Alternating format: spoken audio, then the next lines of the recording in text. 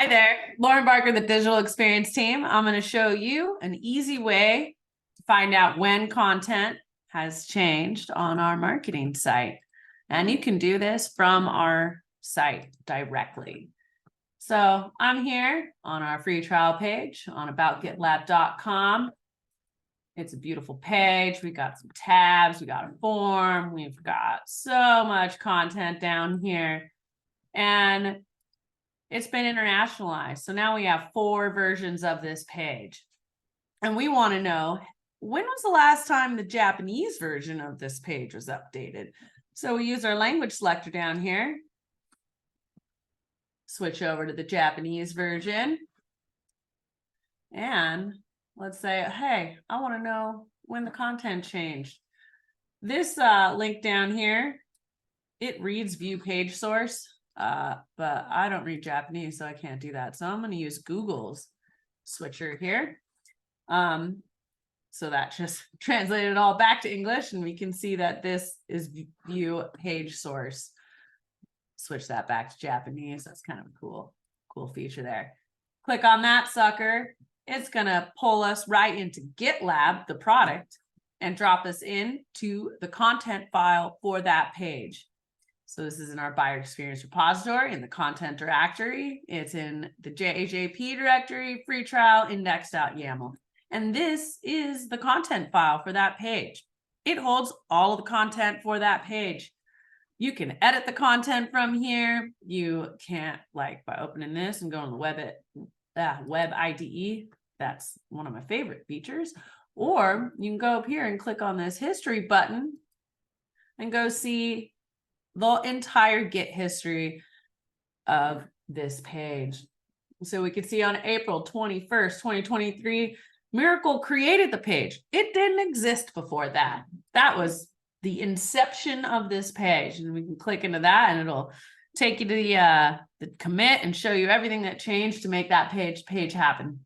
We've had a couple more changes since then. We can see the most recent was on July 25th, and TMA fixed up some GA attributes. We can see on July 20th, she applied the LQA2 marketing site for Japanese. And if we take a look in here and click on that, it's going to take you to the commit and show you all of the changes that were associated with that commit. Now, there's kind of a lot. You know, here we're on the enterprise page.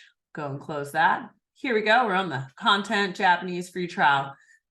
Red, that's what it used to be. Green is what was introduced with this commit. So you can see line by line, you know, the little highlights is like exactly what changed. That was a lot. Lots of detail there. And that will go down for all 11 files that were changed. Another cool feature is you come up here to the top, it'll say one merge request. Give you a number, and then it's the name of the merge request. If you click on this number right here, it takes you right to the merge request. And that is just a beautiful interface where you can look at all of the commits that were involved with creating that, all the pipelines, 33, that's a lot. And there were 11 changes. And we have our engineers always explain what the goal is, all the pages that were involved in this. So there were 11, and there's some GA bugs fixed. We also link it back to the issue.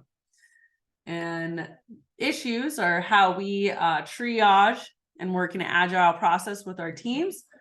And this is where we explain, okay, the goal is we want to publish all the YAML content files delivered by the translated team during LQA2. And let's also address these functional bugs in the spreadsheet.